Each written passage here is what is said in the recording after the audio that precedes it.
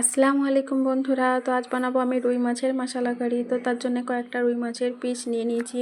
তো মাছগুলোই আমি মশলা দিয়ে ম্যারিনেট করে নেব। তো স্বাদ মতো লবণ, অল্প একটু হলুদ ও লঙ্কার গুঁড়ো, সামান্য একটু সরিষার তেল দিয়ে মাছগুলো আমি ম্যারিনেট করে নিচ্ছি। তো দেখুন বন্ধুরা, মাছগুলো আমার ম্যারিনেট করা হয়ে গেছে। 10 মিনিটের জন্য একটা সাইডে রেখে দিচ্ছি। একটা মিক্সিং বল নিয়ে নিয়েছি। গোটা ধনে, গোটা জিরে আর গোটা সরিষা 1 চামচ করে দিয়ে দিলাম। কয়েকটা কাঁচা লঙ্কাও দিয়ে দিলাম, কয়েক কোয়া রসুন আর কয়েকটা আদা কুচি দিয়ে দিলাম, অল্প একটু ধনেপাতা আর সামান্য একটু লবণ দিয়ে আর অল্প একটু পানি দিয়ে এটা পেস্ট বানিয়ে নিচ্ছি। তো কড়াইতে তেল গরম করতে দিয়েছি, মাছগুলো আমি ভেজে নেব। তো মাছের পিসগুলো এক এক করে সব আমার দেওয়া হয়ে গেছে।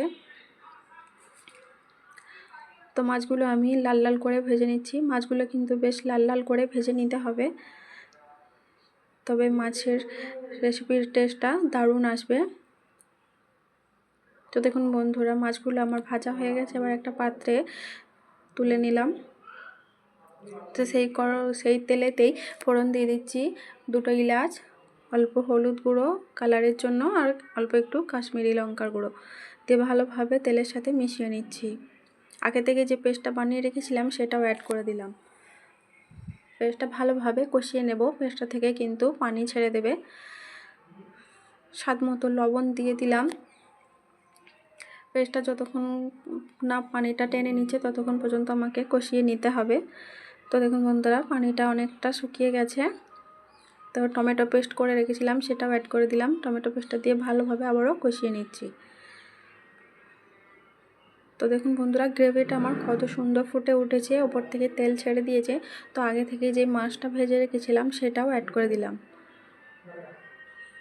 মাছটা দিয়ে ভালোভাবে গ্রেভির সাথে মিশিয়ে নিচ্ছি। তো 1 কাপের মতো পানি অ্যাড করে দেব। পানি দিয়ে ঢাকনা দিয়ে এটা ফুটিয়ে নেব 10 মিনিটের জন্য। তো দেখুন বন্ধুরা, আমার ফুটে গেছে মাছটা। এবার ওপর থেকে গরম মশলা আর অল্প একটু ধনেপাতা কুচি দিয়ে এটা ফিনিশ করে নিলাম। তো গরম গরম এবার পরিবেশন করে নিলাম। দেখুন বন্ধুরা, রেসিপিটা কেমন লাগলো অবশ্যই লাইক, কমেন্ট, শেয়ার করে কিন্তু আমাকে জানাতে ভুলবেন না। আল্লাহ হাফেজ।